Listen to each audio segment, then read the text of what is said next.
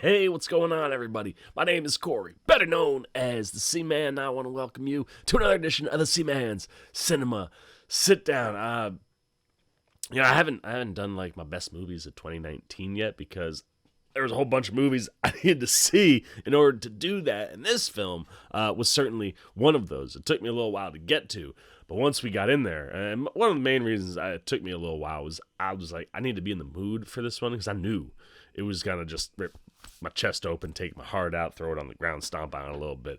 Tears were gonna be streaming. But was one I was very much looking forward to because I'm a huge Adam Driver fan. I'm also a huge Scarlett Johansson fan. And what they were doing in this film looked like it was going to be one of the best movies of the year. By the time you get to the end of it, it certainly is one of the best films of the year. What are we talking about? Why don't you pull up chair, man, take a seat. We're getting ready to dive in spoiler-free into Marriage Story. That's right, man. The Netflix film being brought to us by Noah Baumbach is without a doubt one of the best films of the year. As Mr. Baumbach dives into a deteriorating marriage between Charlie and Nicole, played by Driver and Johansson, and we kind of watch as their divorce takes place. And you know, it's one of those things where you kind of go into the movie and you know that's what you're getting into. And you know, coming from someone who hasn't been impacted by divorce personally, but knows some folks who it has, I was really quite interested to watch how the movie kind of played out and what it got into and didn't get into. And the thing that I think it gets right the most often in the film is just how messy a divorce can get. And how messy it can get, not because of the two people who are going through the divorce. One of the things that's brought up right at the beginning of the film is the fact that both Charlie and Nicole want to do this amicably. They'd rather not get lawyers involved. However, lawyers do get involved, and the minute lawyers get involved, things start getting ugly. And Baumbach does not shy away from the ugliness of this story. It really just dives into all the factors. And the thing that I think does the best is it delivers the story evenly, where you are pulling for both people by the end of the film. Now, the way the film works, you kind of start out with a lot of the ScarJo stuff, where she's really nailing it the whole movie, and Driver really drives the back half of this thing. But it's presented in a way where you understand what both people are going through, what positions they're coming from, how it is impacting them and their son, and just all of the stuff that like nobody ever wants to talk about when you're going through this stuff. It's one of the most earnest, genuine films of the year, and it just feels so real. Like you honestly feel like you're watching the end of a marriage that existed, which it didn't. But it is just, it tells the story in a way, like I said, that kind of gives you both perspectives, both sides, and just makes you feel for everybody by the end of it. And it's the feeling for people really is driven by these outstanding performances. I haven't seen Judy, and we all know that Renee Zellweger is going to win. She's won everywhere. But for my money, Scarlett Johansson as Nicole in this film is easily the best female performance of the year for me. She's tremendous, man. Like she's the one that you kind of grow a little cold towards the end of the movie because you're starting to pull more and understand Driver's perspective. But again, it's one of these things where the movie and the performances don't necessarily always dictate that that's who they are, right? Like it's these things happen because of what happens in the divorce, and you might take sides or pull for people at different points, but oh man, she gets you in. Driver gets you in the big ways, and we'll get to him in a minute, but Johansson gets you in the small, subtle ways, man. Like she'll be having a conversation, you know, with Charlie, and then she like turns to leave, and as she turns, like just a solo tear runs down her face. She does that multiple times in the film, and it's those things that get you at the beginning. Like you really feel with her character like someone who felt like they lost something that they really didn't want to lose. And Johansson just knocks it out of the ballpark. And then as she gets kind of pulled in to the lawyer aspect of it, and things kind of start getting laid out for her, she kind of starts to switch in her approach, and it becomes less likable to a degree. But it's, again, just so genuine feeling. The things that are being told to her, kind of impact the way in which she goes about things in the second half of the film. But start to finish, she just crushes everything Baumbach asks her to do, whether it's the emotional stuff that kind of makes you pull for her, or the stuff where she kind of feels like she's turned a corner that you're like, damn, man. But at the same time, you're also like, damn, man, like what happened to her? I get all of it. And the other side of that coin is Mr. Adam Driver, who, what a year that this guy has had, man. He's all over movies, man. I mean, I think he had at least 5 or 6 films come out this year, and I love it because I've been a big fan of Adam Driver for a while. I love that everybody is getting to see how exquisite an actor he is, man. I mean, he is textbook classic acting, and in this movie, not only so deserved of a nomination, but if Joaquin Phoenix's Joker performance did not exist, I think this is the guy that would be taking home the Oscar. It's easily one of the best performances of the year, man. And unlike Johansson's swing, where you're kind of feeling for her and that kind of moves away from it, the beginning of the movie, you're kind of more for her and less for him. You're kind of away from him, and Driver's performance and the story shift starts pulling you into like, damn, man, like I said, you get to the end and you're just kind of hoping the best for everybody takes place after this movie ends. And what Driver does performance-wise as Charlie, I mean, he's, the thing we didn't kind of talk about, this is non-spoiler, of course, but, Johansson, an actress, Driver, this kind of playwright, director, who kind of puts things on, and she kind of acts for him right around when her movie career could have been taking off.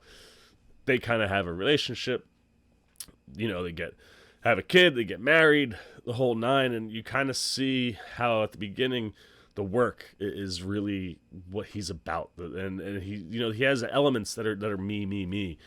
And that's kind of the stuff that kind of turns you off to him early in the film as we're kind of going through ScarJo's half of it. But the way he makes you and pulls you in just by acting his ass off to feeling for Charlie. Oh my gosh, man. Like he slowly starts to kind of become the victim of this process where something was kind of amicable. All of a sudden, it's like everything just starts stacking against him in the film. And you watch him go from... And you watch both of them go from this like kind of amicableness to I have to fight like every ounce, and it's just such a tremendous performance from Driver that culminates in the sequence where the two of them just have it full on out. It's the best scene in the whole movie. They're just in a room and they just let everything go and they just dive in at it, and ScarJo rips your heart out. And then Driver is like, no, wait, give me that, puts it back in your chest, rips it out even worse. Like oh my God, like it's like if he were to win the Oscar, that's the scene where you would point to and go, boom, that was the moment he won it right there. It's the most moving, powerful moment of the film, and it's the most powerful acting for both performers. They just lay into each other. They go full tilt, man, and Driver just... wow, man. Like, and from that point on, at least for me, I was so in with his character that everything that's going on in the film, that's where the emotional drive really starts kicking in, man. The tears started rolling at that scene, and they stayed pretty strong till the end of the film. But the two they're just mind-blowingly good performances. And I love that this is a movie that was on Netflix and it's gotten all the hype and buzz that it's gotten, so people can not only see the movie, which deserves to be talked about, but they can see Adam Driver on full display, dude. He's one of the best in the biz. And I love hearing, the things that have been said about him during all the awards, specifically from Joaquin Phoenix. He said the size last night about Driver was wonderful, and I thought he nailed it because he is just emotionally ripping, man, the whole movie. Just watching those two, it's two actors just acting their asses off for a whole film, and then you throw in some really solid performances around them from Driver's acting troupe, which includes Wallace Shaw. You get some really nice moments with them and other things that play in to the character. Azzy Robertson, who plays Charlie Nicole's son, Henry. Wow, like really really impressive, and like is one of the key linchpin figures of the movie, because he's what everything is about. There was no Henry, the divorce would have been real easy. But because there is a Henry, that's where the fighting starts coming in, and the way these two kind of start realizing, like, I got to do everything I can to make sure that I keep my son. And the performance that Azzy Robertson gives as Henry, it's really solid. It's small, it's not big. They don't ask him to do a ton, but works really, really well. Especially in the scenes where, like, the driver, has, like, one of the people who works for the state comes over to kind of observe how the parents are. That scene, you're just like, oh, like, I get it, man. I so get it. And, like, the way Robertson acts it out totally impacts the way Johansson performs or driver performs in a way that just feels so real and genuine. But of course, the person to really be talking about in this movie, if we're going to talk about big supporting roles, is Laura Dern. Now, I said it when I saw Hustlers. I thought J-Lo was a slam dunk, one for a nomination for sure, and I thought she was the front runner. While I was watching Marriage Story, like, in the back of my head, I was like, you can't go against the J-Lo train until it gets knocked off, which is why I went with her at the Globes and not Dern. But the minute Laura Dern won at the Globes, I went, well, she don't win everything, because she is mind-blowingly fantastic. She plays Scarlett Johansson's lawyer, Nora Fanshawe, and like, just, she's the textbook definition of, like, when you hear people say, like, once lawyers get involved, things get really messy in a divorce.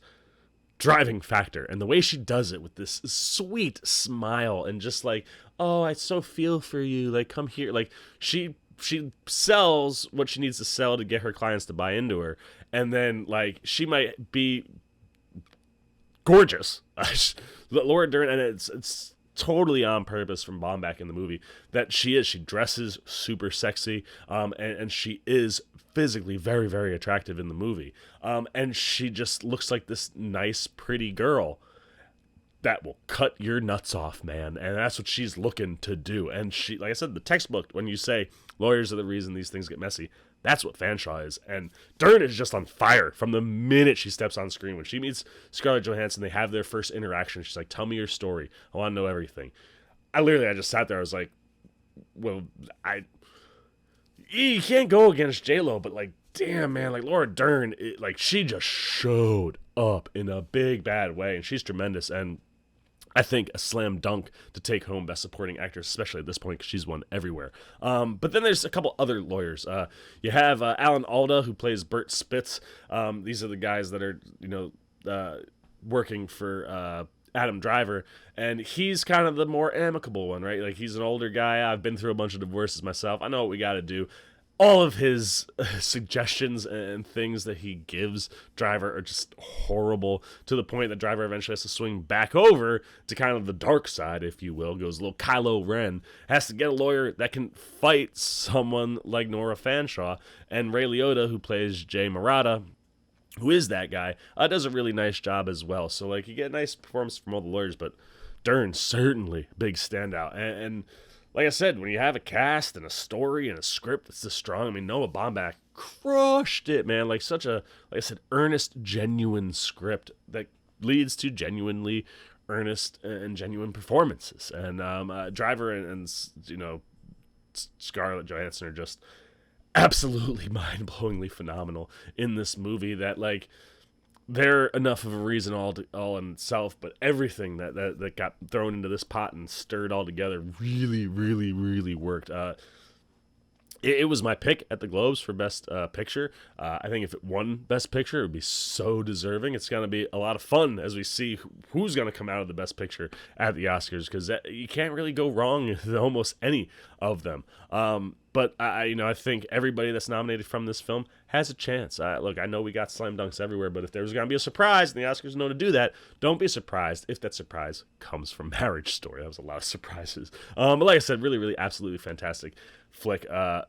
Steps always in the right direction from Netflix these days in the movie world. And this movie is certainly one of those things to highlight. So I loved me some Marriage Story. Certainly make sure you bring the tissues because even if you don't come from a place of divorce, I can only imagine if you've gone through a divorce or were in a family with divorce, this movie must speak so powerfully to those people. But someone who has not come from a family of divorce or seen anything like that, I was unbelievably moved and impacted. Noah Baumbach, cheers to you, mate. Unbelievable job of writing and directing here, and just absolutely phenomenal performances. So I love me some Marriage Story. The question is, did you, man? Let me know what you're thinking about Marriage Story down below. Good, bad, indifferent. What did you like or dislike? What did you think of Driver and ScarJo's performances? Are they worthy of nomination? Should they win? Are they your favorite performances of the year? What did you think Noah Baumbach did with this story? Is it genuine and true feeling? If you come from a family of divorce, have gone through divorce yourself, certainly condolences on that end. You hate to see it happen, and especially when you watch something like this, you understand it even more so.